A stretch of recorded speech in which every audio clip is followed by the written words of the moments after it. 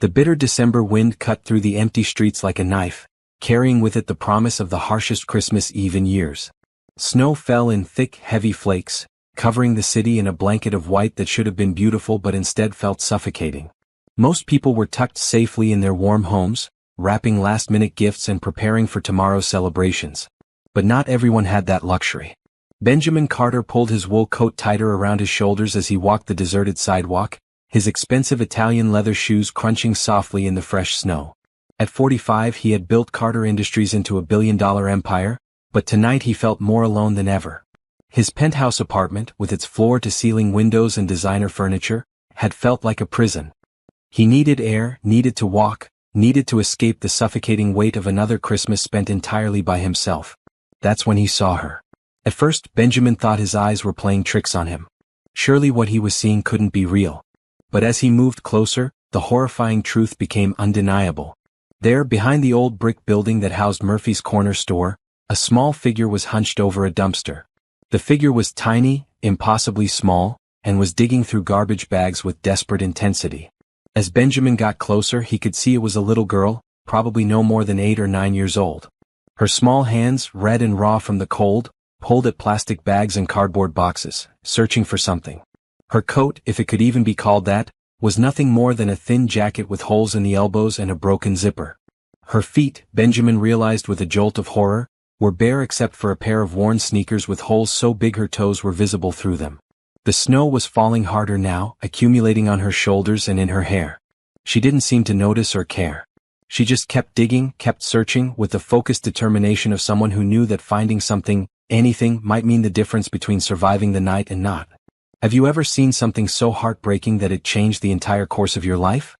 Something that made you question everything you thought you knew about the world? Please subscribe and share your thoughts in the comments below, because what happens next will restore your faith in humanity, but only if we spread this message of hope together. Benjamin stood frozen for a moment, his mind struggling to process what he was witnessing. This was Christmas Eve. This was supposed to be a night of warmth and joy and family gatherings. Children were supposed to be sleeping peacefully in their beds, dreaming of Santa Claus and presents under the tree. They were not supposed to be digging through trash, alone in the snow looking for food scraps. "Hey," Benjamin called out softly, not wanting to startle her. "Hey there, sweetheart." The little girl's head snapped up, and Benjamin felt his heart break completely. Her face was thin, almost gaunt, with high cheekbones that spoke of hunger rather than genetics. Her dark eyes were huge in her small face, wide with fear and exhaustion. She had the most beautiful brown skin, but it was ashen with cold, and her lips had a bluish tint that Benjamin recognized as the beginning stages of hypothermia. For a moment they just stared at each other. The girl looked ready to run, every muscle in her small body tensed for flight. Benjamin raised his hands slowly, the way someone might approach a frightened animal. "It's okay," he said gently. "I'm not going to hurt you. What are you doing out here, honey? Where are your parents?" The girl didn't answer immediately. She clutched a crumpled piece of what looked like bread crust in one hand, probably something she'd found in the garbage. With her other hand, she wiped her nose on her torn sleeve. "I'm looking for dinner," she said finally, her voice so small Benjamin had to strain to hear it over the wind. Sometimes people throw away good food. Not spoiled food, just food they don't want. Benjamin felt like someone had punched him in the stomach. "Where do you live, sweetheart? Where's your family?" "Don't have one," the girl said matter-of-factly, as if she were commenting on the weather. "Just me now." "What's your name?" "Amara," she whispered. "That's a beautiful name," Benjamin said and meant it. "Amara, I'm Benjamin. And I think you and I need to get you somewhere warm right now. Would that be okay?" Amara looked at him suspiciously. "You're not going to call the police, are you? Or social services? They want to put me in a home with strangers. I don't want to go with strangers." "No police," Benjamin promised, though he knew that eventually, they'd have to involve the proper authorities. But not tonight. Tonight was about getting this child warm and fed and safe. Just somewhere warm. There's a diner about 3 blocks from here. They'll have hot food and hot chocolate. Would you like that? Amara's eyes lit up for the first time, and Benjamin caught a glimpse of what this little girl might look like when she wasn't cold and scared and hungry. She was beautiful, with an intelligence in her eyes that suggested she was far older than her years in some ways, yet still so heartbreakingly young in others. "Hot chocolate?" she asked as if the words were foreign to her. "With marshmallows?" Benjamin confirmed. And whipped cream if you want it. Amara looked down at the piece of bread crust in her hand, then back at Benjamin. She seemed to be weighing her options, calculating risks and benefits with the survival instinct of someone who had learned too young that the world was not a safe place. Finally she nodded. Benjamin wanted to pick her up, to carry her away from this awful place and shield her from the cold, but he sensed that would be too much too fast. Instead, he took off his expensive wool coat and gently draped it around her tiny shoulders. It was so big on her that it dragged on the ground, but it was warm and dry. Better? He asked. Amara nodded again, pulling the coat tighter around herself. Together they began walking toward the diner, their footsteps muffled by the snow. With each step, Benjamin found himself making silent promises to this little girl walking beside him. He didn't know what had brought her to this place, didn't know what circumstances had led to her being alone on the streets on Christmas Eve, but he knew one thing for certain. He was not going to let her spend another night in the cold. Not if he could help it. Not ever again. As they approached the warm glow of the diner's windows, Benjamin realized that his own problems, his own loneliness, his own emptiness, seemed insignificant compared to what this little girl had endured. Maybe, just maybe, they had found each other for a reason. Maybe this chance encounter on a snowy Christmas Eve was the beginning of something neither of them had even dared to hope for. A real family. The warmth of Murphy's all-night diner hit them like a wall as soon as Benjamin pushed open the glass door. The smell of coffee, bacon, and fresh bread filled the air, and the soft yellow light from the overhead fixtures created a cozy atmosphere that was a stark contrast to the harsh cold they'd just escaped. A few late-night customers sat scattered throughout the red vinyl booths, but the place was mostly empty, which Benjamin was grateful for. He didn't want Amara to feel like she was being stared at. The waitress, a middle-aged woman with kind eyes and graying hair pulled back in a ponytail, looked up from wiping down the counter.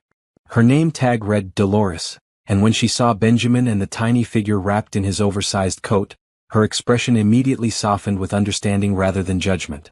"Evening, folks," she said warmly. "Cold night to be out walking. Why don't you take that corner booth there? It's nice and warm."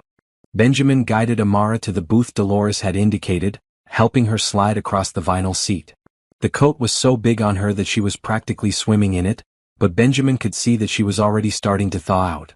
The bluish tint was leaving her lips, and some color was returning to her cheeks.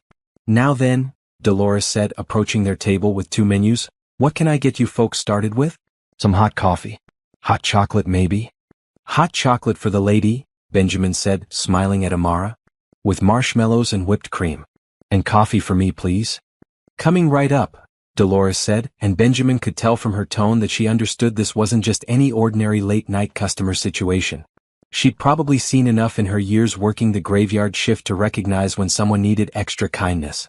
While they waited for their drinks, Benjamin studied Amara more carefully.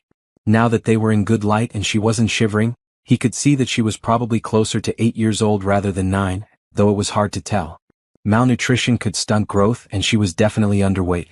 Her hair, which was a beautiful dark brown with natural curl, was matted and dirty, but he could see that with proper care it would be gorgeous. Her clothes, what little she had on under his coat, were clearly hand-me-downs that had seen better days. But it was her eyes that struck him most. They were old eyes in a young face, eyes that had seen too much and understood too much about how cruel the world could be. Yet there was still something there, some spark of hope or resilience that hadn't been completely extinguished. Dolores returned with their drinks, setting a large mug of hot chocolate in front of Amara and a cup of coffee in front of Benjamin. The hot chocolate was piled high with marshmallows and whipped cream, exactly as promised, and Amara's eyes went wide at the sight of it. "Take your time, honey," Dolores said gently. "And when you're ready, we've got some nice hot soup and fresh bread. On the house." Benjamin started to object, to insist on paying, but Dolores gave him a look that said this was her gift to give, and he nodded his thanks instead. Amara wrapped her small hands around the mug, holding it close to her face and breathing in the steam. When she took her first sip, her eyes closed in what looked like pure bliss. Benjamin had to swallow hard around the lump in his throat. "Good?" he asked. "It's the best thing I ever tasted," Amara said seriously, and Benjamin believed her. They sat in comfortable silence for a few minutes while Amara worked on her hot chocolate. Benjamin didn't want to push her, didn't want to overwhelm her with questions, but he needed to understand her situation if he was going to help her properly. "Amara," he said finally, "can you tell me a little bit about yourself? How long have you been on your own?" Amara looked up from her mug, studying his face carefully. Benjamin had the distinct impression that she was trying to decide whether or not she could trust him. Finally, she seemed to reach a decision. My grandmama died 4 months ago, she said simply. She was taking care of me since I was little because my mama died when I was born and I never had a daddy. Grandmama was sick for a long time, but she tried to hide it from me. When she went to the hospital, they said I had to go stay with a family until she got better. But she didn't get better. Benjamin felt his chest tighten. What happened after that? The people I was staying with, they were nice enough, but they had their own kids and not much money. When they found out grandmama wasn't coming back, they said they couldn't keep me. They were going to call social services, but I heard them talking about foster homes and how sometimes kids get split up and moved around a lot. Amara took another sip of her hot chocolate. I got scared. So I ran away. 4 months ago? Benjamin asked, trying to keep his voice calm even though inside he was horrified. You've been living on the streets for 4 months? Amara nodded. It's not so bad in the summer. There are places to hide where it's warm and people throw away good food all the time. But winter is harder. Benjamin couldn't believe what he was hearing. This little girl, this tiny, brave, incredible little girl, had been surviving on her own for 4 months. She was 8 years old. Most 8-year-olds couldn't handle being left alone for 4 hours, let alone 4 months. Where do you sleep? He asked. Different places. Sometimes there are buildings with warm air coming out of vents. Sometimes I can find cardboard boxes that keep the wind out. One time I found an old car that wasn't locked, and I slept in that for 3 days until someone found me and chased me away. Each word was like a knife to Benjamin's heart. Amara, honey, you know that's not safe, right? You're just a little girl. You shouldn't have to live like that. I know, she said quietly. But I don't want to go to a foster home where they don't want me and might send me somewhere else. At least this way, I'm in charge of what happens to me. Benjamin understood her reasoning even though it broke his heart. She'd lost everyone she'd ever loved, everyone who had ever taken care of her, and her response was to take control of her own survival rather than risk being hurt again by trusting someone new. It was both admirable and tragic. Dolores returned with a bowl of chicken noodle soup and a basket of fresh bread, setting them in front of Amara with the same gentle kindness she'd shown before. Eat up, sweetheart, she said. There's plenty more where that came from. Amara looked at the food like it was a treasure, then up at Benjamin as if asking permission. When he nodded encouragingly, she began to eat with careful, precise bites, trying not to appear too eager even though Benjamin could tell she was probably hungrier than she'd been in weeks. Amara, Benjamin said carefully, what if I told you there might be another option? Something better than foster care, but also better than living on the streets. She looked up from her soup, chewing thoughtfully. What kind of option? What if you could stay somewhere safe and warm while we figured out the best situation for you? Somewhere with people who actually care about what happens to you. You mean like with you? She asked, and the hope in her voice was so tentative, so fragile, that Benjamin wanted to promise her the world right then and there. Maybe, he said honestly. I'd have to make some calls, talk to some people, make sure everything is done properly. But yes, maybe like with me, at least for now. Amara set down her spoon and looked at him seriously. Why would you want to help me? You don't even know me. It was a fair question, and Benjamin found himself thinking carefully about his answer. Why did he want to help her? Yes, because she was a child in need, because it was the right thing to do, because no one should have to live the way she'd been living. But it was more than that too. Because, he said finally, I think maybe we need each other. I've been alone for a long time too, Amara. Not the same way you have, but alone. And maybe if you're willing to take a chance on me, we could both be a little less alone. Amara studied his face for a long moment, then nodded slowly. Okay, she said. I'll take a chance on you if you take a chance on me. Benjamin reached across the table and gently squeezed her small hand. Deal, he said, and meant it with everything in his heart. The next morning dawned bright and clear, the snow from the previous night having left the city looking like a winter wonderland. Benjamin had taken Amara to the Marriott downtown, getting her a suite connected to his own room so she could have privacy but he could still keep an eye on her. She had slept for 12 straight hours, something that told him more about her recent living conditions than any words could have. Now, as she sat at the room service table eating pancakes with more syrup than was probably advisable, Benjamin was on the phone with his lawyer, trying to navigate the complex world of emergency custody and child welfare laws. Ben, I understand your heart is in the right place, Thomas Richardson was saying on the other end of the line. But you can't just take in a homeless child without going through proper channels. There are laws, procedures. If someone reports this and it looks like you're harboring a runaway, you could be in serious legal trouble. Benjamin watched Amara carefully stack her pancakes, completely absorbed in the task. She was wearing new clothes they'd bought early that morning, jeans and a soft pink sweater that made her look like the little girl she was, rather than the street-smart survivor she'd been forced to become. So what do I do, Tom? I can't just turn her over to social services and walk away. She's terrified of the system, and honestly, after hearing her story, I can understand why. The first step is to contact Child Protective Services yourself, Tom explained. Be proactive about it. Explain the situation, explain that you found her and want to help. They'll appreciate your honesty, and it shows you're trying to do things the right way. And then what? They take her away and put her in some group home? Not necessarily. If you're serious about wanting to provide care for her, even temporarily, they can do an emergency placement evaluation.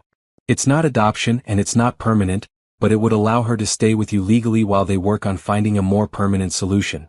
Benjamin felt a small surge of hope. How long does that take? The emergency evaluation? A few days, assuming your background check comes back clean, which I'm sure it will. The home study might take a bit longer, but given your resources and the fact that you're voluntarily stepping forward, I think they'll fast-track it.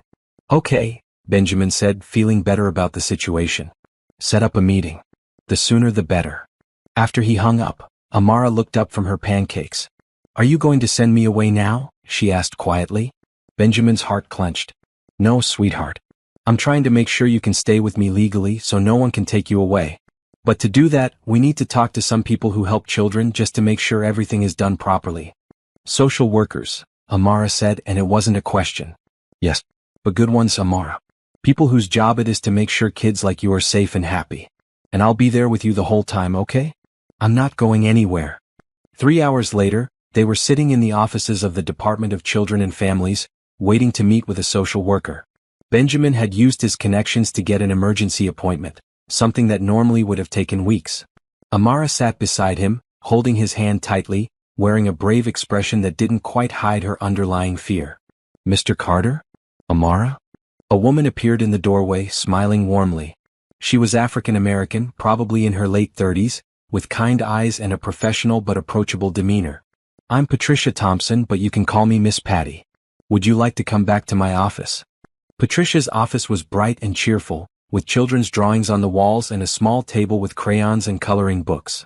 It was clearly designed to be non-intimidating for young visitors. She gestured for them to sit on a comfortable couch rather than the formal chairs in front of her desk. So, Patricia said, settling into a chair across from them, I understand we have an unusual situation here. Amara, honey, are you doing okay? Are you comfortable talking to me? Amara nodded but moved a little closer to Benjamin on the couch. That's fine, Patricia said easily. Mr. Carter, why don't you start by telling me how you and Amara met?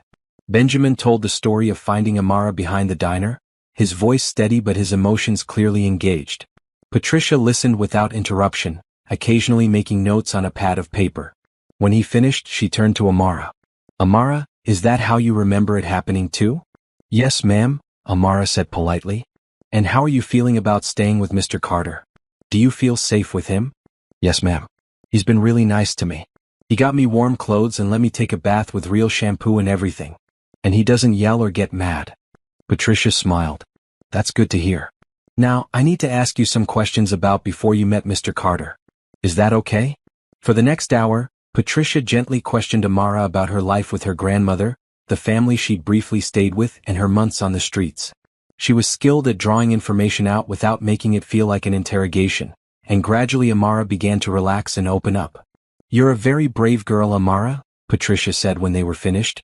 And very smart. You did a good job taking care of yourself, but I'm glad you don't have to do that anymore. She turned to Benjamin. Mr. Carter, I appreciate you bringing this situation to our attention voluntarily. It shows good faith and genuine concern for Amara's welfare. Based on what I've heard today, I'm going to recommend emergency temporary custody placement with you while we work on a more permanent solution. Benjamin felt a wave of relief wash over him. However, Patricia continued, there are conditions. We'll need to do a background check, which I'm sure will be fine. We'll need to do a home safety inspection. And you'll need to understand that this is temporary. Our goal is always to find permanent, stable homes for children in Amara's situation. I understand, Benjamin said. And I want what's best for Amara, whether that's with me or with someone else. Good. Now there's one more thing we need to discuss. Patricia looked at both of them seriously. Amara, honey, you've been through a lot, and it's perfectly normal for children in your situation to have some emotional challenges as they adjust to a new life. We're going to set you up with a counselor, someone you can talk to about your feelings. Would that be okay? Amara looked uncertain. Do I have to? Let's try it and see how it goes, Patricia said gently. Sometimes it helps to talk to someone who isn't involved in your daily life, someone who can help you work through all the changes you're experiencing. By the time they left the DCF offices, Benjamin felt cautiously optimistic. The background check would take 48 hours, the home inspection was scheduled for the next day, and Patricia had given them a list of child therapists who specialized in trauma and abandonment issues. As they walked back to the car, Amara slipped her hand into his. Mr. Benjamin? Yes, sweetheart. Thank you for not giving up on me. Benjamin squeezed her small hand gently. Thank you for trusting me, Amara. We're going to figure this out together, okay? Okay, she said, and for the first time since he'd found her, Benjamin heard something in her voice that sounded like real hope. The next few days passed in a blur of activity. Benjamin's penthouse apartment had never hosted a child before, and he quickly discovered that making a home child-friendly required more than just buying a few toys. Safety latches, outlet covers, and rearranging furniture to eliminate sharp corners were just the beginning. He found himself enjoying the process, though, seeing his sterile, adult-focused space slowly transform into something warmer and more welcoming. Amara approached each new experience with a mixture of wonder and caution that both delighted and broke Benjamin's heart. The first time she took a real bath in his marble bathroom with bubbles and bath toys he'd hastily purchased, she spent nearly an hour in the water, marveling at the luxury of unlimited hot water and soap that smelled like flowers. When he showed her to the bedroom he'd set up for her, complete with a canopy bed and more stuffed animals than any one child could possibly need, she stood in the doorway for a full 5 minutes before tentatively entering. Is this really all for me? She'd whispered, touching the soft pink comforter with reverent fingers. All for you, Benjamin had confirmed, and the smile that lit up her face was worth more than all the money he'd spent. The home inspection had gone smoothly. Patricia had arrived with a clipboard and a thorough but friendly demeanor, checking everything from fire safety to food storage to the secure locks on the balcony doors 20 floors up. She'd also observed Benjamin and Amara interacting, watching how they communicated and how comfortable they seemed with each other. You're a natural at this, she told Benjamin quietly while Amara was in her room playing with her new art supplies. Some people think providing for a child is just about money and resources, but you understand it's about emotional availability too. The background check had come back clean as expected, and Benjamin was now officially Amara's temporary guardian. It felt both thrilling and terrifying. He was responsible for another human being, a small, fragile, incredibly resilient human being who was depending on him to keep her safe and help her heal. On their 4th morning together, Benjamin woke to find Amara already up, sitting by the floor-to-ceiling windows in the living room, watching the city wake up below. She was wearing the soft pajamas they'd picked out together, her hair neat and shiny from the previous night's bath, looking like any other 8-year-old girl on a winter morning. Except for her eyes, which still held that too-old awareness that came from having to survive on her own.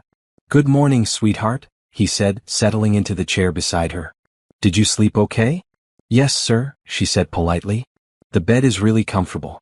And it's warm in here. Benjamin smiled. You don't have to call me sir, Amara. Benjamin is fine. Or Ben if you prefer. She nodded but didn't change her formal tone. Benjamin was learning that Amara's politeness was partly good manners taught by her grandmother, but also partly a protective mechanism. If she was always polite, always grateful, always good, then maybe people wouldn't abandon her. What would you like for breakfast? He asked. We could make pancakes again, or there's cereal, or I could ask the concierge to send up some fresh pastries from that bakery downstairs. Whatever you want is fine, Amara said automatically. This was another pattern Benjamin had noticed. Amara never expressed preferences, never made requests, never complained about anything. She accepted whatever was offered with gratitude, as if she was afraid that having opinions or desires might be too much trouble and cause him to change his mind about helping her. Amara, he said gently, part of being in a family is that everyone gets to have opinions about things. I really want to know what you'd like for breakfast. She looked at him uncertainly. Pancakes are really good. But only if it's not too much trouble. Pancakes are never too much trouble, Benjamin assured her, and was rewarded with one of her rare, genuine smiles. As they cooked breakfast together, Amara slowly began to open up. She told him about her grandmother, who had worked 2 jobs to support them but always made time to help Amara with her homework. She talked about school, which she missed terribly, especially reading time in art class. She mentioned friends she'd had to leave behind when she ran away, her voice wistful but accepting. "Grandmama always said I was smart," she confided as she carefully measured flour for the pancakes. "She said I could be anything I wanted when I grew up, maybe even go to college someday."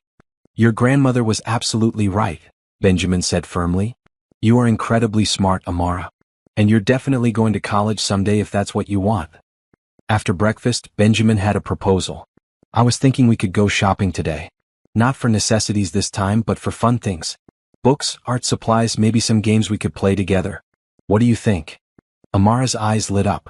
"Books? As many books as you want," Benjamin promised. Can you imagine the pure joy of a child who loves to read but hasn't had access to books for months? That's exactly what Benjamin witnessed when they arrived at the large bookstore downtown. Amara moved through the children's section like she was exploring a treasure cave, running her fingers along the spines of books, pulling out titles and reading the back covers with intense concentration. She was so absorbed that she didn't notice the store was about to close until Benjamin gently reminded her it was time to go. Their arms were full of books, art supplies, puzzles, and board games by the time they returned to the apartment. As they unpacked their purchases, Amara suddenly stopped and looked at Benjamin seriously. "Why are you being so nice to me?" she asked. "I mean, really, why?" Benjamin sat down on the floor beside her, considering his answer carefully. "Do you remember what I told you that first night? About how I'd been alone for a long time too?" She nodded. "Well, I meant that. I have a big apartment and a successful business and more money than I know what to do with, but I didn't have anyone to share it with. I didn't have anyone to make pancakes for or buy books for or worry about when they're out of my sight. Having you here, it makes me feel like I have a purpose beyond just making more money." Amara considered this seriously. "So I'm helping you too?" "You're helping me more than you know," Benjamin said honestly. "You're teaching me what it means to care about someone else's happiness more than my own." That evening, as they sat together on the couch reading their new books, Amara suddenly closed hers and looked at Benjamin with an expression that seemed far too mature for her 8 years. "Benjamin," she said quietly. "Yes, sweetheart? I know this is just temporary. Miss Patty explained that you're not adopting me, that you're just taking care of me until they find me a real family. And that's okay. I just want you to know that even if this ends, these have been the best days of my whole life." Benjamin felt his throat tighten with emotion. "Amara, listen to me. Whatever happens in the future, whatever decisions get made about where you live permanently, you will always be important to me. Always. And wherever you end up, I want to be part of your life if you'll let me. Maybe not as your guardian, but as your friend, as someone who cares about you. Okay?" Amara nodded, but Benjamin could see the worry in her eyes, the fear that this happiness was too good to last. He made a silent promise to himself that whatever happened, he would make sure Amara never felt abandoned again. Later that night, after Amara had gone to bed, Benjamin called Patricia to check on the progress of finding a permanent placement. "I've been thinking about that," Patricia said. "I have a couple in mind who might be perfect for Amara. James and Angela Thompson. They've been trying to adopt for 3 years, and they specifically requested a child Amara's age. They're both professionals, both African American, which might help Amara feel more culturally connected. And most importantly, they've been through extensive training and preparation." "Tell me about them," Benjamin said. "James is an elementary school teacher, which means he's great with kids Amara's age. Angela is a pediatric nurse. They have a house in a good neighborhood with excellent schools. They've been waiting for the right match, and from what I know about Amara, I think this could be it." Benjamin felt a complex mix of emotions. Relief that there might be a wonderful family for Amara, but also a surprising stab of loss at the thought of her leaving. When would they meet her? "I'd like to set up an initial meeting for next week, if you think Amara is ready. Just a casual get-together, maybe over lunch, so everyone can get to know each other without pressure." After he hung up, Benjamin found himself staring out at the city lights, thinking about how much his life had changed in just a few days. He'd gone from a lonely businessman going through the motions of living to someone who had a reason to hurry home every evening, someone who worried about another person's happiness and well-being. The truth was, he was going to miss Amara terribly when she found her permanent family. But he also knew that what mattered most was her long-term happiness and stability. And if the Thompsons were as wonderful as Patricia described, then maybe this story would have the happy ending that Amara deserved. As he headed to bed, Benjamin stopped by Amara's room to check on her. She was sleeping peacefully, surrounded by stuffed animals, her new book stacked neatly on the nightstand beside her bed. In sleep, she looked like any other 8-year-old girl, free from the worry and hypervigilance that still occasionally shadowed her waking hours. Tomorrow, he decided, he would start preparing her for the possibility of meeting the Thompsons. It wouldn't be easy, but together they would figure out how to navigate this next step in her journey toward finding a real, permanent family. A week later, Benjamin found himself sitting across from James and Angela Thompson in a quiet corner of a family restaurant downtown, watching nervously as Amara colored in a children's menu at his side. The Thompsons had arrived 15 minutes early, which Benjamin took as a good sign, and they'd spent the time getting to know each other before Amara joined them. James Thompson was a tall, soft-spoken man in his early 40s with an easy smile and the patient demeanor Benjamin had come to associate with good teachers. He wore a simple button-down shirt and khakis, and when he talked about his students, his entire face lit up with genuine affection. Angela was shorter and more animated, with warm brown eyes and an infectious laugh. She brought a small gift for Amara, a book about a little girl who loves art, wrapped in cheerful paper. "We don't want to overwhelm her," Angela had explained to Benjamin before Amara arrived. "Patricia told us about her background, and we understand that trust doesn't come easily for children who've been through what she has." Now, as they all sat together, Benjamin watched the careful dance of a first meeting between a child and potential parents. Amara was polite but reserved, answering questions about her interests and hobbies but volunteering little additional information. The Thompsons, to their credit, didn't push. They shared stories about themselves, asked gentle questions and gave Amara space to observe and process. "I teach 3rd grade, James told Amara when she mentioned that she missed school. "And one of my favorite things is when students discover they love reading. Patricia mentioned that you're quite the bookworm." Amara nodded shyly. "I like stories about kids who go on adventures. And I like books about animals too." "Have you read any of the Junie B. Jones books?" Angela asked. "They're about a little girl who gets into all sorts of funny situations." "No, ma'am, but I'd like to," Amara said, glancing at Benjamin for reassurance. The conversation continued in this gentle vein throughout lunch. Benjamin found himself impressed by the Thompsons' approach. They didn't try to win Amara over with grand promises or overwhelming enthusiasm. Instead, they treated her like a person whose opinions and feelings mattered, asking about her preferences and listening carefully to her answers. When Amara excused herself to use the restroom, Angela turned to Benjamin with a serious expression. "She's been through so much," she said quietly. "Patricia gave us the basics, but seeing her in person, you can tell she's learned to be very careful about trusting people." "It's going to take time," Benjamin agreed. "She's an amazing kid, incredibly resilient and smart, but she's also learned that the people she loves can disappear from her life without warning." "We understand that," James said. "We've been preparing for this for years. We know that building a family through adoption isn't the same as having biological children. There's more history to navigate, more healing that needs to happen." After lunch, they walked to a nearby park where Amara could play while the adults continued talking. Benjamin watched her on the swings, pumping her legs with the determined concentration she brought to everything, and felt a familiar mix of pride and protectiveness. "Mr. Carter," Angela said, following his gaze, "Patricia mentioned that you're planning to stay involved in Amara's life even after she's placed with a permanent family. We want you to know that we think that's wonderful. Amara has clearly bonded with you, and we would never want to disrupt that relationship." Benjamin felt a wave of relief. One of his biggest fears had been that Amara's new family might see his continued involvement as interference. "That means a lot to me. I know I'm not her parent, but she's become very important to me in a very short time." "We can see that," James said. "And honestly, it makes us feel better about this whole situation. Amara is going to need all the support and love she can get as she adjusts to a new life." When it was time to leave, the Thompsons didn't push for immediate answers or commitments. They simply thanked Amara for spending time with them and told her they hoped to see her again soon. Angela gave her the wrapped book, and Amara accepted it with polite gratitude, though Benjamin could see she was overwhelmed by the attention. That evening, as they sat in Benjamin's living room, Amara carefully unwrapped the book and examined it thoughtfully. "What did you think of Mr. James and Mrs. Angela?" Benjamin asked gently. Amara was quiet for a long moment, turning the pages of her new book without really reading them. "They seem nice," she said finally. "They didn't ask too many questions or try to make me promise things. Is there anything specific you want to know about them? Do they really want a kid or do they just think they should want one?" Amara asked, and Benjamin was struck again by how perceptive she was. "What makes you ask that?" Some people want kids because they think it's what they're supposed to do, but they don't really want to deal with all the hard parts.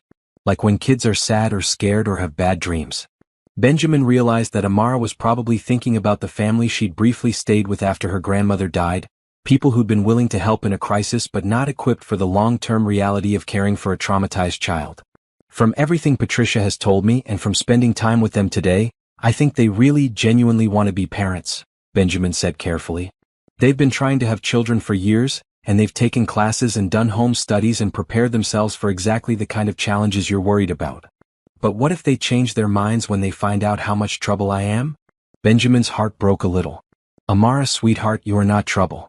You're a little girl who's been through something incredibly difficult and who's handled it with more strength and grace than most adults could manage.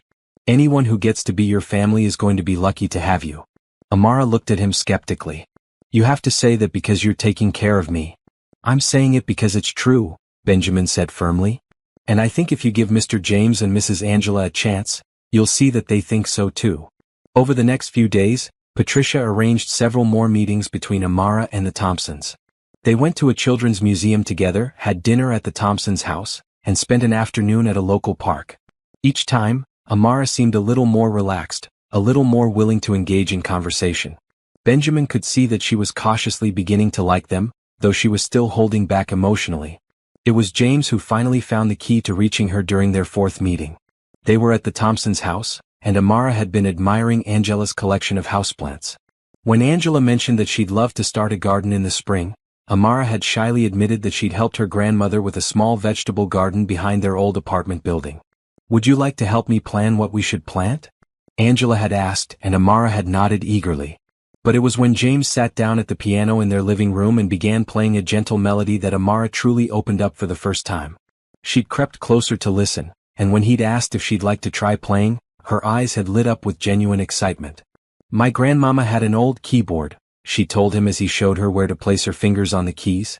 She was teaching me to play Twinkle, Twinkle, Little Star, but I never got to finish learning it. James had spent the next hour patiently teaching her the complete song, celebrating when she played it through without mistakes. Benjamin, watching from across the room, had seen Amara's face transform with joy and pride, and he'd known in that moment that this was going to work out. After that breakthrough, the transition process moved more quickly. Patricia began talking about timelines and logistics, about gradually increasing the amount of time Amara spent with the Thompsons until she was ready to move in with them permanently. That night, as Benjamin tucked Amara into bed, she surprised him with a question. If I go live with Mr. James and Mrs. Angela, will you be sad? Benjamin considered his answer carefully. I'll miss you terribly, he said honestly. But I'll also be happy because I'll know you're with people who love you and want to take care of you forever. Will you still visit me sometimes? As often as you want me to, and as often as your new parents are comfortable with, Benjamin promised. Amara nodded, then surprised him again. I think Grandmama would like them, she said quietly. She always said that good people can be found anywhere if you know how to look for them. As Benjamin turned off the light and headed toward the door, Amara's voice stopped him. Benjamin, thank you for finding them for me. And thank you for not keeping me just because you wanted to. Benjamin felt tears prick his eyes. Even at 8 years old, Amara understood that letting someone go because it was best for them was one of the truest forms of love. Thank you for trusting me enough to try, he said softly. Sleep well, sweetheart. The next few weeks fell into a comfortable rhythm as Amara spent increasing amounts of time with the Thompson family. What started as a few hours on weekends gradually expanded to overnight stays and then long weekends. Benjamin found himself both proud of how well Amara was adjusting and surprisingly emotional about the approaching transition. During one of their regular check-ins, Patricia observed the interactions between all parties with professional satisfaction. This is exactly how these transitions should work, she told Benjamin privately. Gradual, child-led, with lots of support from everyone involved. James had turned out to be a perfect match for Amara's quiet, thoughtful personality. He never pushed her to talk when she wasn't ready, but he was always available when she wanted to share something. Their shared love of reading had blossomed into a nightly tradition of reading together before bed, taking turns with chapters of longer books. He reads all the character voices differently, Amara told Benjamin excitedly after one of her stays. He makes the dragon sound really scary but not too scary, and he does this funny voice for the talking rabbit. Angela had connected with Amara through their mutual love of art and growing things. She'd set up a small art station in what would become Amara's bedroom, complete with an easel, paints, and good lighting. Together, they'd started planning the spring garden, poring over seed catalogs and drawing diagrams of where different vegetables should go. "Mrs. Angela says we can plant sunflowers along the back fence," Amara reported to Benjamin, her eyes bright with enthusiasm. "Really tall ones that might grow taller than me." But perhaps more importantly, Benjamin could see that the Thompsons understood the deeper aspects of caring for a child who'd experienced trauma. When Amara had a nightmare during one of her overnight stays, James had known exactly how to comfort her without making her feel embarrassed about being scared. When she'd had a moment of panic about whether there would be enough food for dinner, Angela had calmly shown her the full pantry and explained their meal planning routine. "They get it," Amara told Benjamin one evening as they made dinner together in his kitchen. "They understand that sometimes I worry about things that probably won't happen." "How does that feel?" Benjamin asked. "Safe," Amara said simply. "Like I don't have to pretend to be okay all the time." During this transition period, Benjamin also found himself developing a genuine friendship with James and Angela. They'd invited him for dinner several times, and he'd been touched by how naturally they included him in their growing family dynamic. "We know how important you are to Amara," Angela had told him during one of these dinners. "And honestly, we'd love to have your perspective as she settles in. You know her better than anyone right now." The three adults had worked together to establish routines and expectations that would help Amara feel secure. They decided that Benjamin would continue his weekly visits for the foreseeable future, that he'd be available by phone whenever Amara needed him, and that he'd play an ongoing role in major decisions about her education and activities. "It takes a village," James had said, and Benjamin had appreciated being included in Amara's village. One Saturday afternoon, about a month into the transition process, Benjamin arrived at the Thompson house for his regular visit to find Amara in the backyard with James, helping him build raised garden beds for their spring planting. She was wearing old clothes and had dirt smudged on her cheek, but she looked happier and more relaxed than Benjamin had ever seen her. "Benjamin, look," she called out when she saw him. "We're making the boxes for the vegetables. Mr. James is teaching me how to use real tools." Benjamin watched as James patiently showed Amara how to hold the drill properly, his hands covering hers to guide the motion. It was such a normal, family scene, the kind of moment that Amara had been deprived of for too long. "She's a natural," James told Benjamin. "Great attention to detail and she follows instructions perfectly." Inside, Angela was baking cookies and preparing dinner. The house smelled like cinnamon and roasting chicken, warm and welcoming in a way that spoke of genuine family life rather than anything staged for his benefit. "How's she doing with the nightmares?" Benjamin asked Angela quietly while Amara was outside. "Better," Angela said.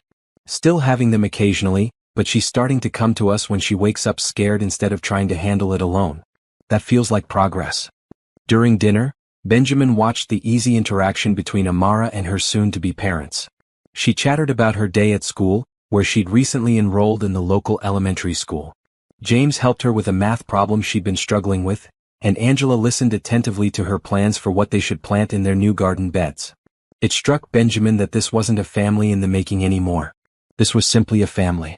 Amara belonged here in a way that was both natural and beautiful to witness. After dinner, as had become their tradition, James sat down at the piano and Amara joined him on the bench.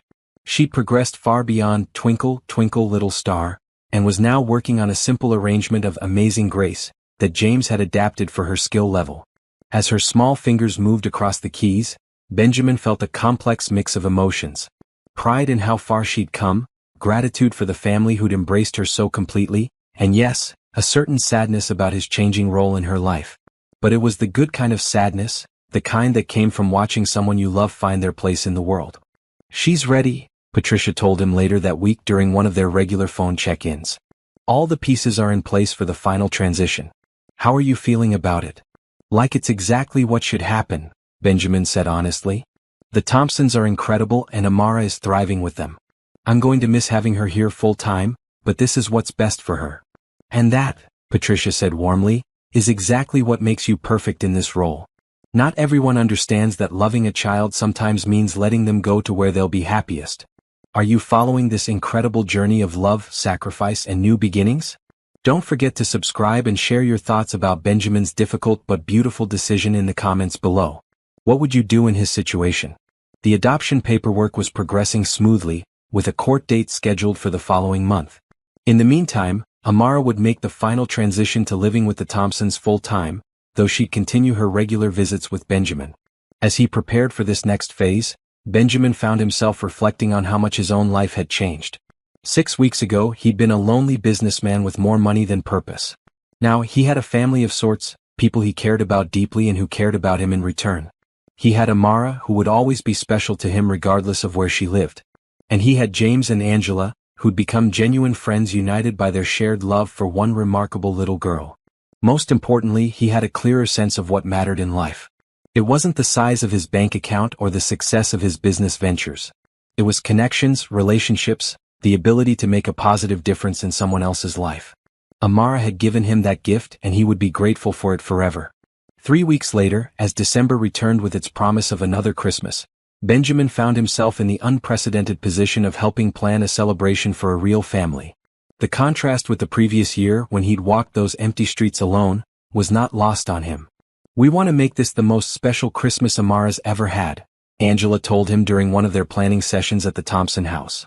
Not because of expensive gifts or anything like that, but because it's her first Christmas as part of a real family. They were sitting around the kitchen table, which had become the unofficial headquarters for holiday planning. Amara was at her after-school art program, giving the adults time to discuss surprise elements of the celebration. James had spread out a calendar and was coordinating schedules, while Angela consulted a notebook full of ideas she'd been collecting. "What kinds of traditions did she have with her grandmother?" James asked. "We want to honor those while also starting some new ones."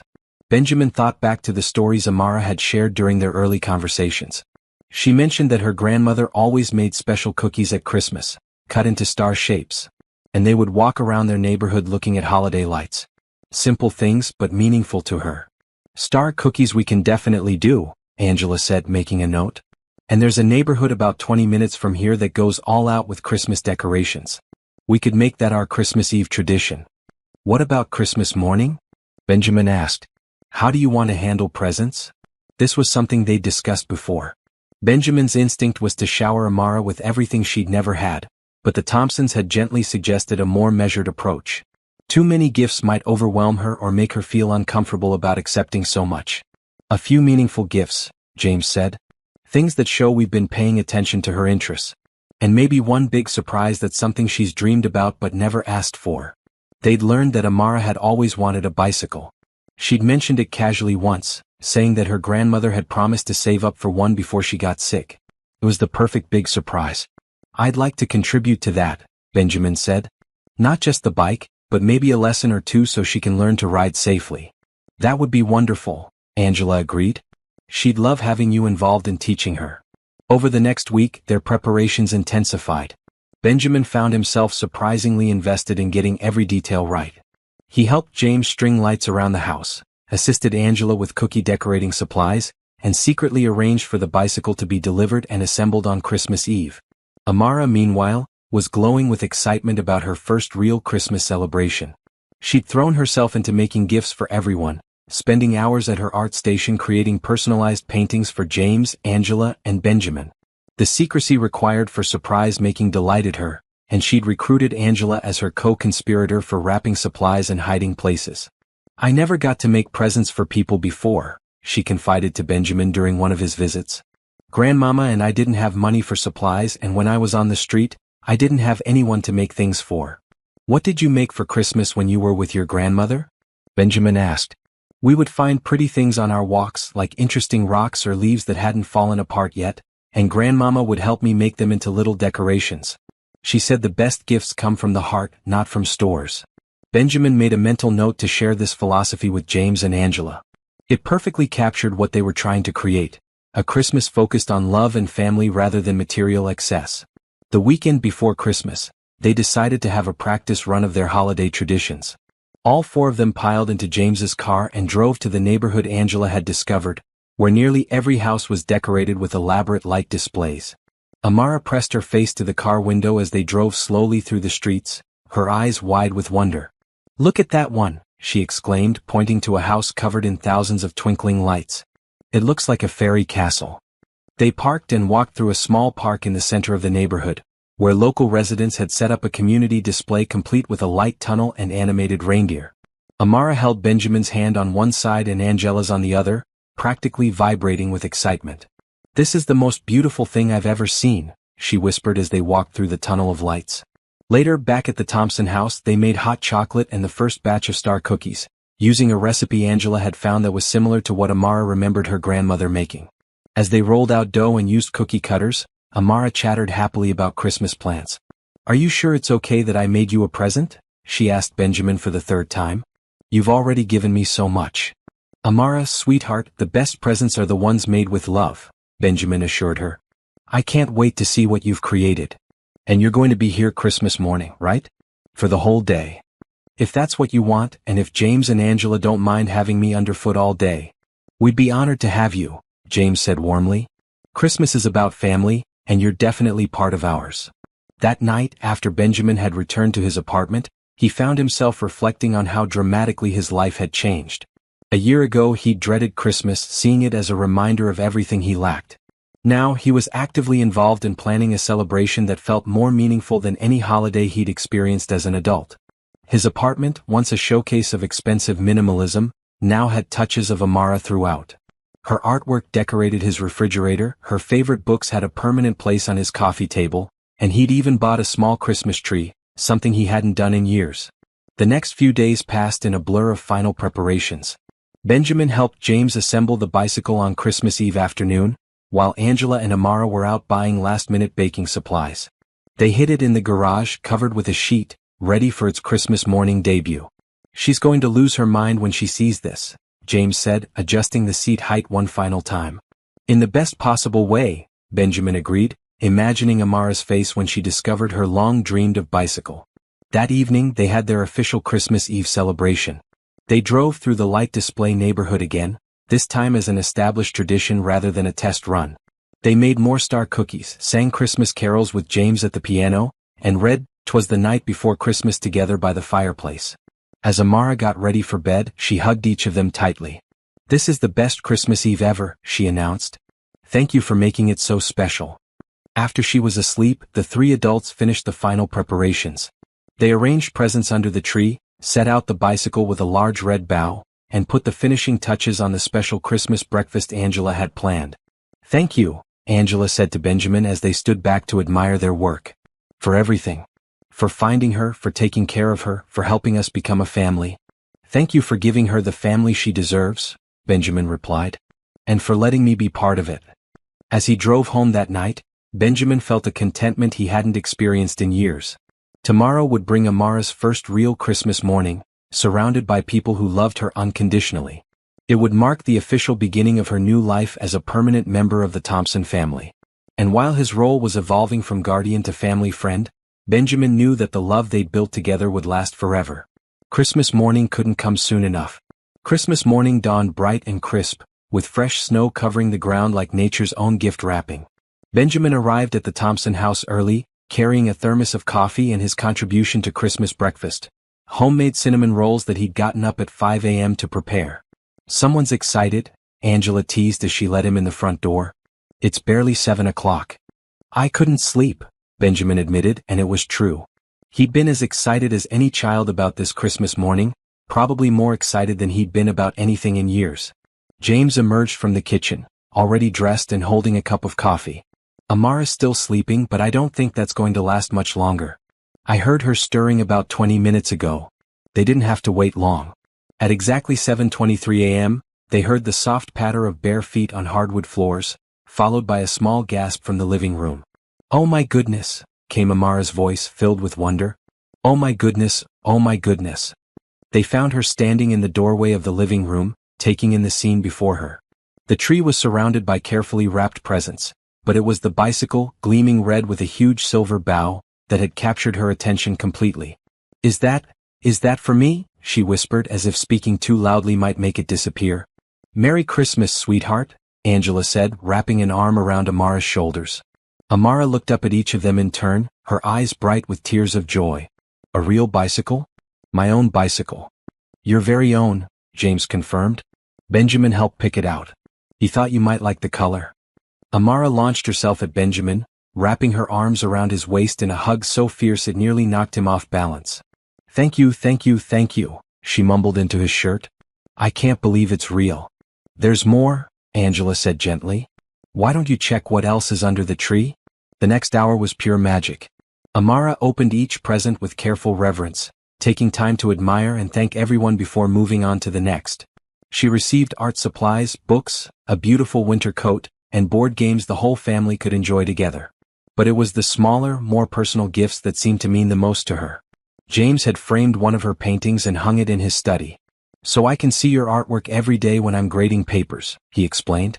Angela had created a photo album documenting Amara's transition into their family, starting with pictures from their first meeting and including shots of her helping with the garden beds, learning piano, and decorating Christmas cookies.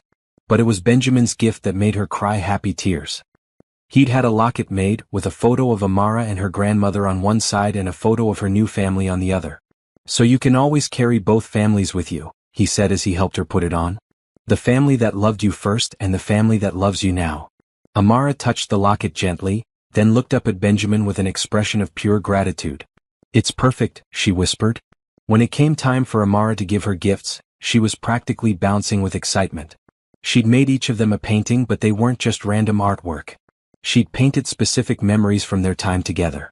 For James, she'd painted the two of them at the piano, capturing the moment he'd first taught her Twinkle, Twinkle, Little Star. For Angela, she'd painted them in the garden, surrounded by the sunflowers they planned to plant in the spring. And for Benjamin, she'd painted the scene from that first night when he'd found her behind the diner, but she'd added something that hadn't been there in reality, a bright star shining down on them both. Because you were like my star that night, she explained as Benjamin studied the painting with tears in his eyes. You showed me the way to my new family. Benjamin had to excuse himself to the bathroom for a moment to compose himself. When he returned, Angela was setting out their Christmas breakfast, and the smell of cinnamon rolls, scrambled eggs, and fresh fruit filled the house. Can we take a picture before we eat? Amara asked. I want to remember exactly how this looked. They spent the rest of the morning in the kind of relaxed, joyful atmosphere that Benjamin had dreamed of but never experienced. They played board games, read stories, and took turns trying to teach Amara to ride her new bicycle in the driveway.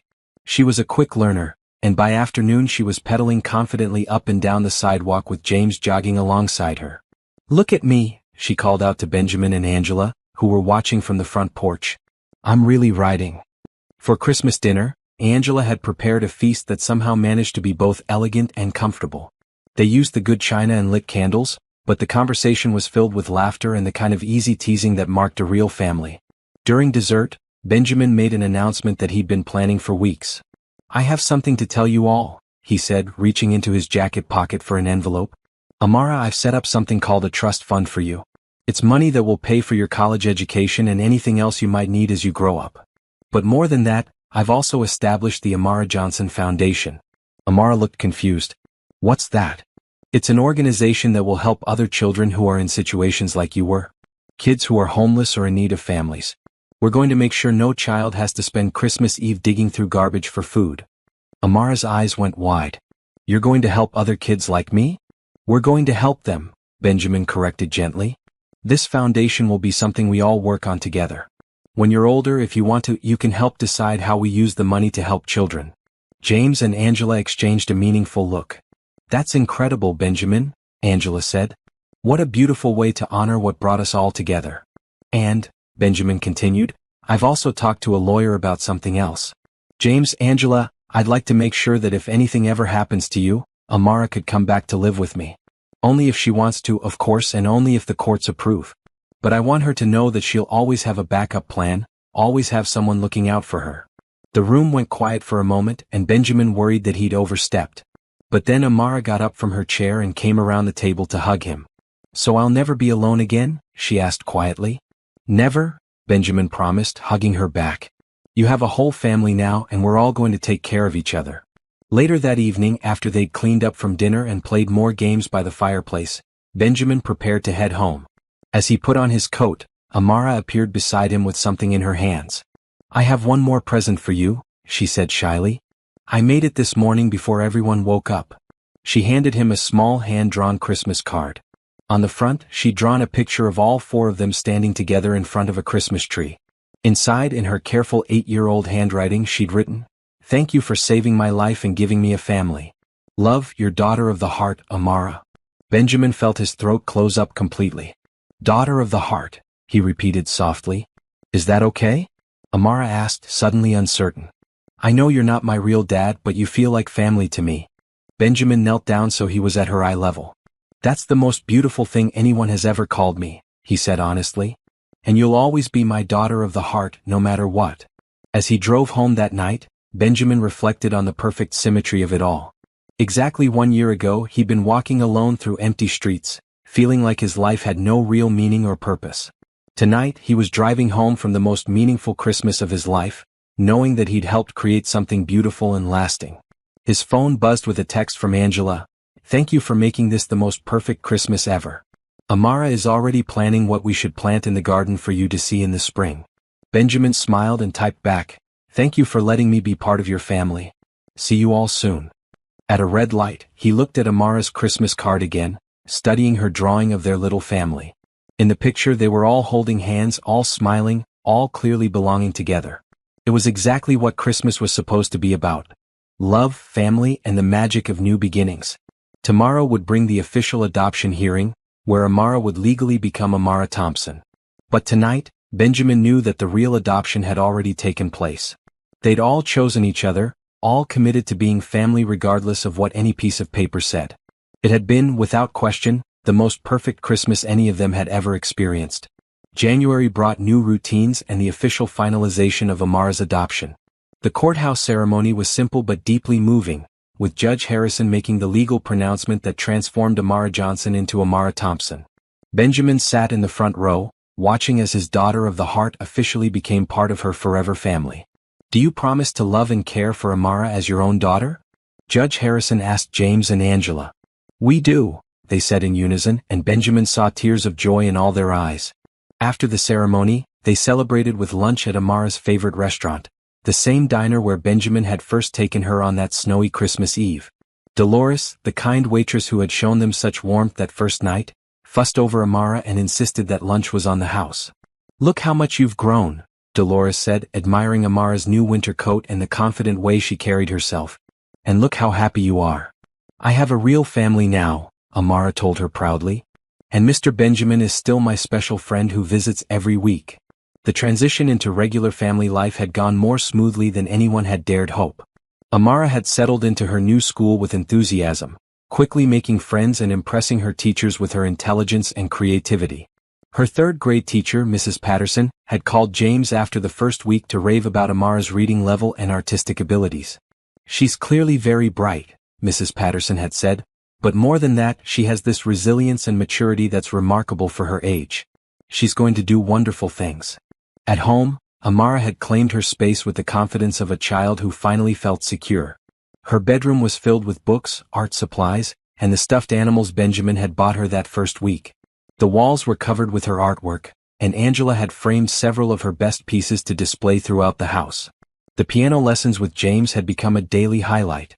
Amara was progressing rapidly, and James had started teaching her simple classical pieces alongside the popular songs she loved. Their evening practice sessions had become a cherished routine, with Angela and sometimes Benjamin listening from the kitchen while they prepared dinner or cleaned up. She has real musical talent, James told Benjamin during one of his weekly visits. Her teacher thinks she might want to consider more formal lessons as she gets older. Whatever she wants to pursue, we'll support, Benjamin said, and he meant it. The trust fund he'd established would ensure that Amara never had to limit her dreams because of financial constraints.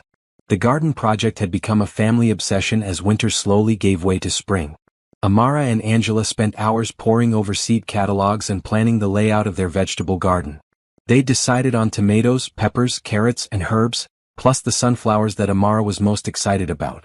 Benjamin, you have to come see our garden when the sunflowers are tall, Amara told him during one of their weekly dinner visits. Angela says they might grow to be 8 feet tall. That's taller than anybody in our family. I wouldn't miss it, Benjamin promised, and he could already picture himself standing in their backyard in late summer, watching Amara show off the flowers she'd helped grow from seeds. The Amara Johnson Foundation had officially launched in March, with Benjamin, James, and Angela serving as the initial board of directors. They'd started small, partnering with local homeless shelters to provide emergency care packages for children. Each package contained warm clothes, basic toiletries, books, and small toys, along with information about resources for families in crisis. "I want to help pack the boxes," Amara had insisted when she learned about the foundation's first project. "I know what kids like me need." Benjamin had been moved to watch her carefully select books and toys for the care packages, remembering what it felt like to be scared and alone and making sure other children would have small comforts in difficult times.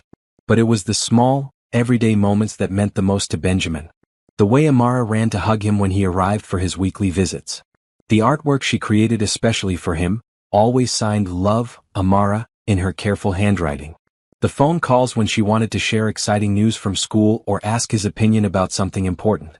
"Benjamin," she called him one evening in February, "I got picked to be in the school talent show. I'm going to play piano.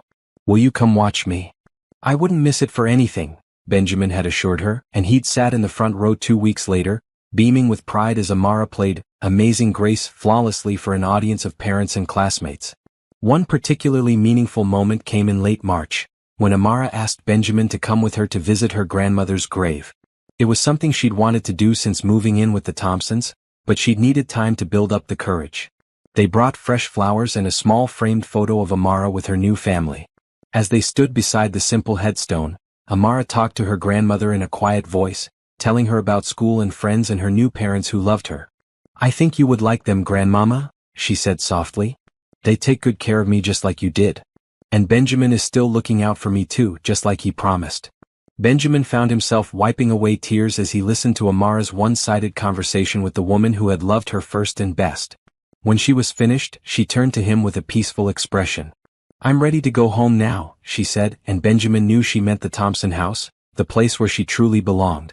As spring progressed, Benjamin noticed changes in himself as well.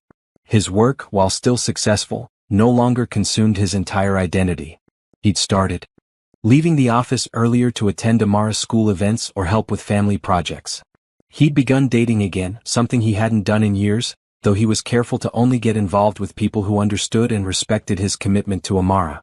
"She's changed you," his assistant had observed one day when he left early to attend Amara's art show at school. In the best possible way. The weekly family dinners had become the highlight of Benjamin's week. Sometimes they cooked together, sometimes they ordered takeout, but they always spent the evening talking, playing games, or working on projects together. Benjamin had his own chair at their kitchen table, his own coffee mug in their cabinet, and his own place in their family photo albums. "You know what my favorite part of the week is?" Amara asked him one evening as they worked together on a jigsaw puzzle. "What's that, sweetheart?" "Tuesday nights when you come for dinner. It feels like our whole family is together." Benjamin squeezed her hand gently. "That's my favorite part of the week too." As April arrived and Amara began preparing for her first Mother's Day and Father's Day with the Thompsons, Benjamin found himself reflecting on the miracle of how they'd all found each other. A chance encounter on a snowy Christmas Eve had led to the formation of an unconventional but deeply loving family. Amara was thriving in ways that went beyond just being safe and fed.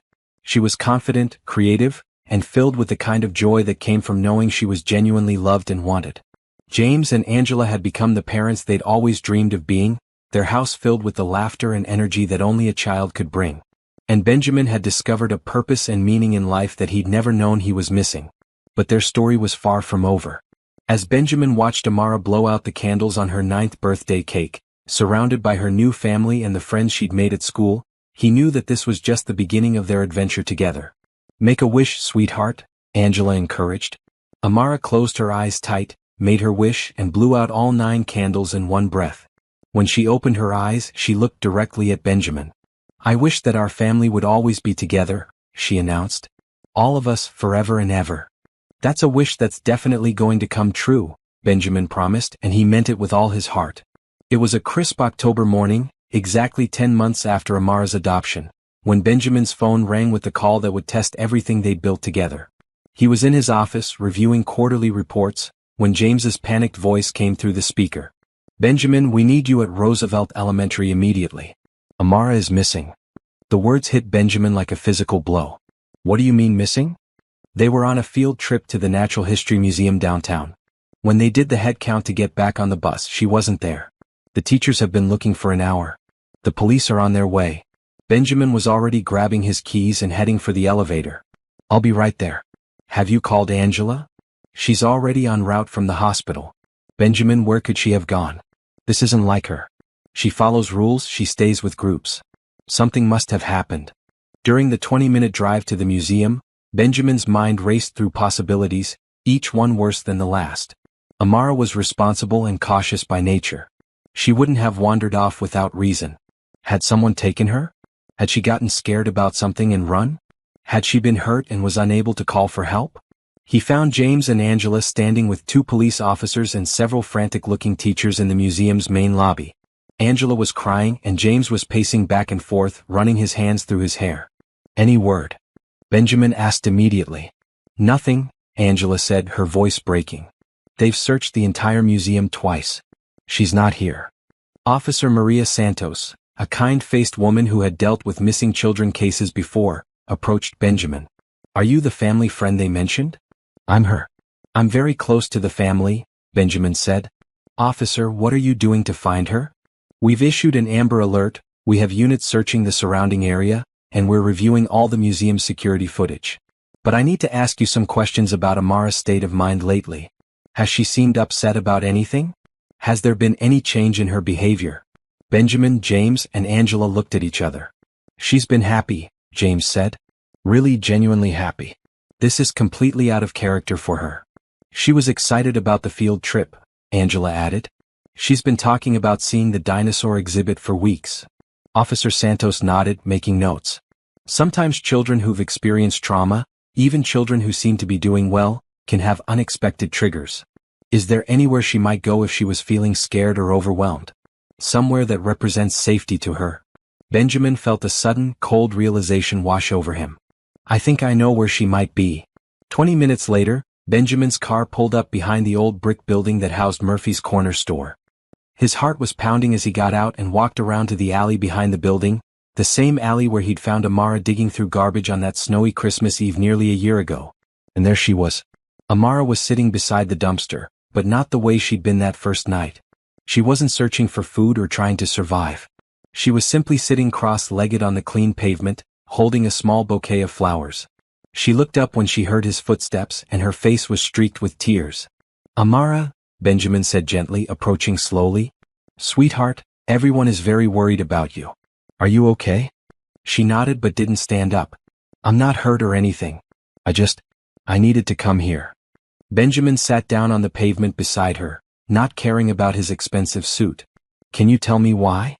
"Today is the anniversary," Amara said quietly. "The day Grandmama died. I remembered this morning when I woke up and I couldn't stop thinking about it all day.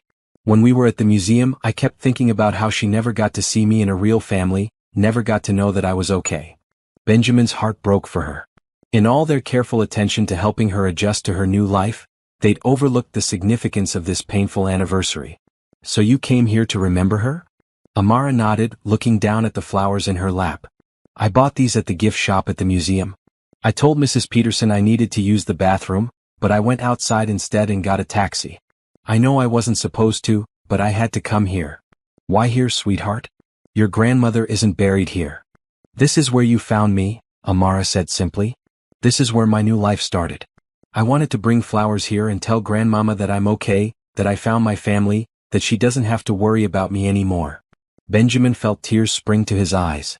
Even in her grief, even in her need to commemorate this painful anniversary, Amara had come to the place that represented hope and new beginnings rather than despair. "Amara, I understand why you needed to do this," Benjamin said carefully. "But you scared everyone who loves you. James and Angela are frantic. The police are looking for you. We thought something terrible had happened."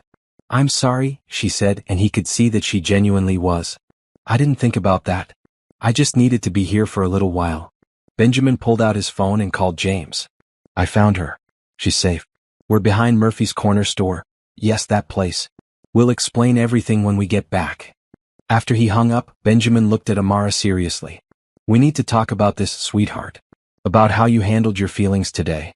There are better ways to deal with sad anniversaries than disappearing and scaring everyone." "I know," Amara said quietly. "I just missed her so much today and I didn't know how to tell anyone. James and Angela are so happy to be my parents, and you're always so glad that I found my family. I didn't want to make anyone sad by talking about missing Grandmama."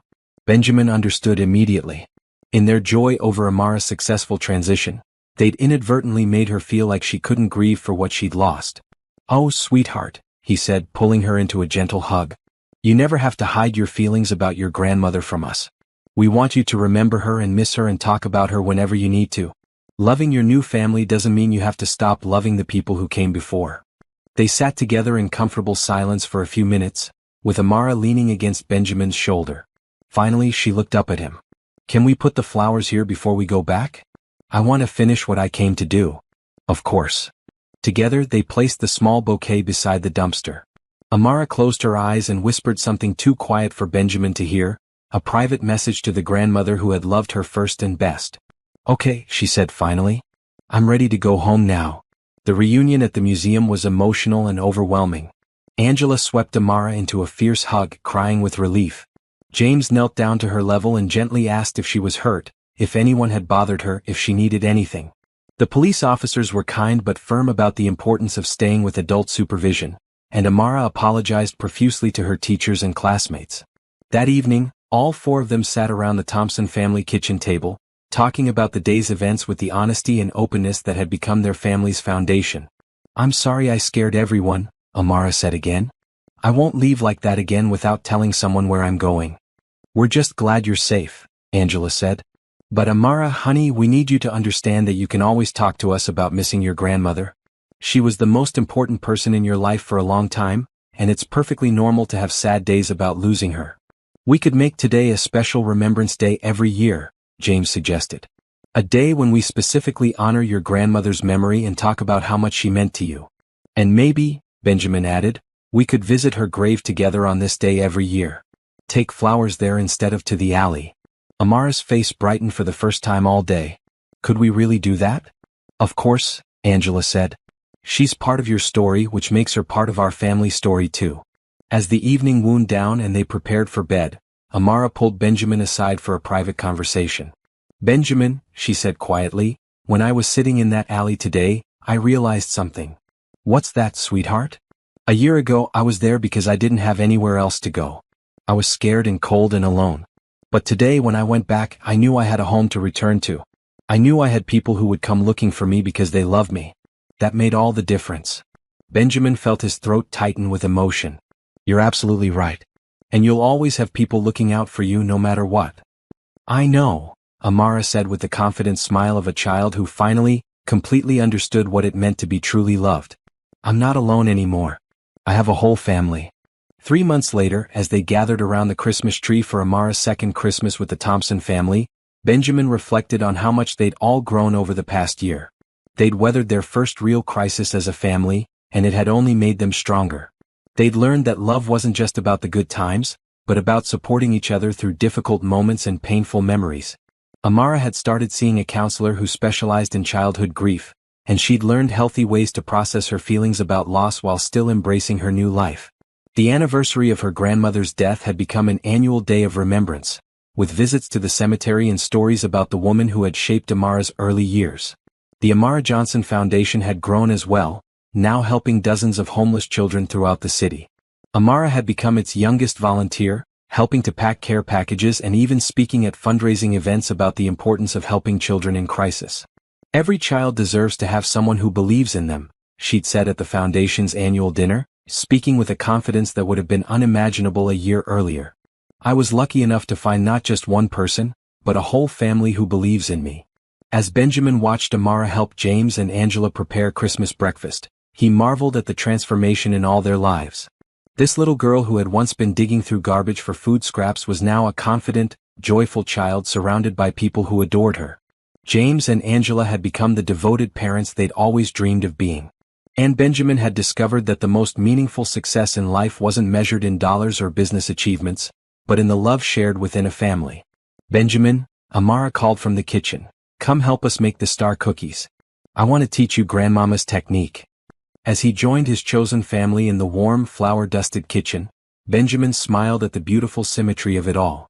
2 years ago, he'd been a lonely man walking empty streets on Christmas Eve.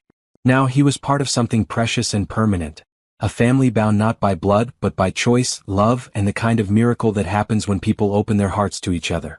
It had been, without question, the most perfect Christmas miracle any of them could have imagined.